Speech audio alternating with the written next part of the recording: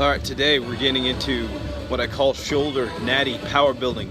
All right, full disclosure on my shoulder training. It is our absolute favorite day of the week to train.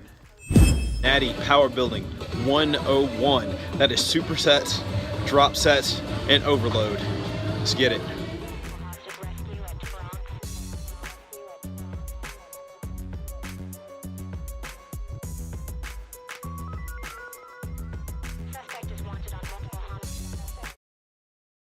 I like to superset everything. Shoulder day is no different. I like to have an anchor exercise to start off with. This is usually presses. For this week, I'm using a shoulder press machine because it's heavy. I can put the heaviest amount of weight. You're strongest at the beginning of the workout, so that's why I always start with presses. Next, I move on to an auxiliary motion. Now these are front raises. Now everything that I do is to failure. So this one I'm gonna go till I can't do anymore. And this is a front delt. Now, when I get exhausted on front delt, I switch it up because I do like to do as many things as I can at one time. So when I get exhausted, I go right into side laterals for as many as I possibly can. Now, front delt's already burning, so right now they're resting. And I like to finish it off with a rear delt. This is a high pull with a good squeeze at the end. What you're trying to do is you're just trying to activate your rear delts, and the only part of your shoulder right now that isn't on fire is those rear delts, so just go ahead and get those burnt out. This is the same superset with a little bit of variation. So what I'm doing on this set is I go up. I usually do 3 to 4 work sets of all these supersets. This one is a little bit heavier than the last one. Now this, I changed the hand positioning a little bit. I'm coming in a little bit closer at the top just to get a little bit more of that anterior delt on every single rep. I always like to still do the superset. Now the second part of it's gonna remain pretty much the same. I corrected the form a little bit. That first set is always gonna be a little bit rough. So you get more relaxed, you get more adapted to it on the second set.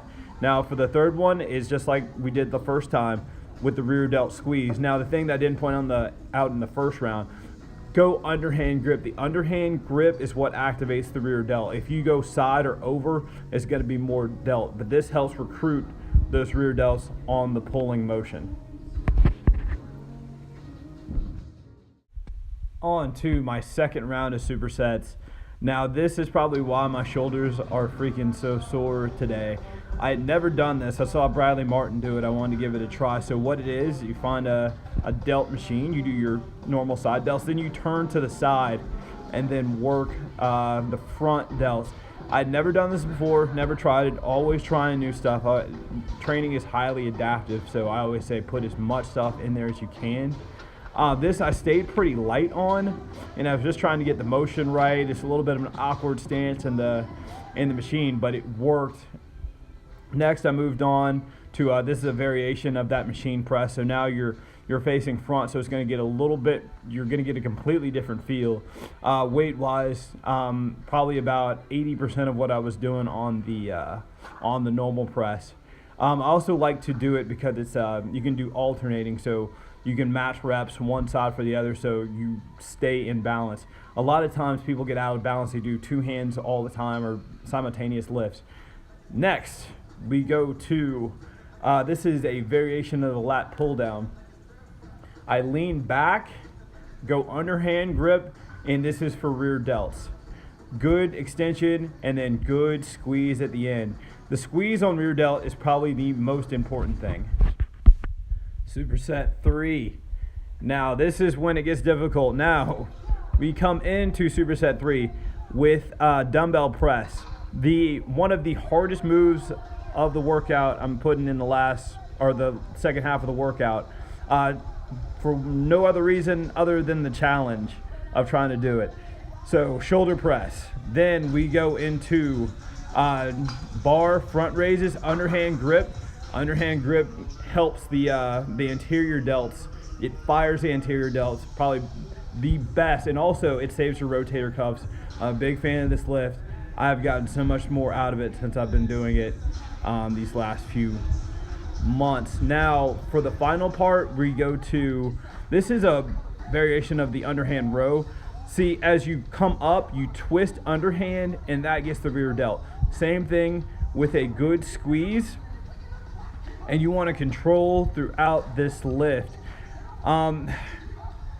This one is one of those ones I haven't been doing that long, but I've also got good results off of. Rear delt is the most often overlooked part of training shoulders. All right, we're going to the final round of supersets. Now we're going to come right back, still hammering those shoulders with normal press. This one's a little bit closer to 90. I dropped the weight. And this one's more about control, getting those last couple reps in there to set off those shoulders. I don't do a lot of stuff at 90 for rotator cuff reasons, but when I do, I go a lot lighter. Next, we go to, I love this rear delt, front delt superset. So the front one is kind of like a modified lateral. You bend at the waist and you kind of bow your shoulders out to the side. You get a good, as you can see, look at the delt caps.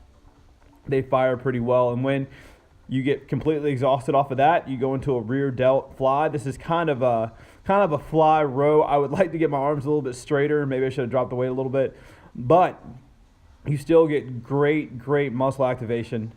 And lastly, we go to, this is the one that we did earlier, except it's with a wider grip, and it's a rear delt lat pull.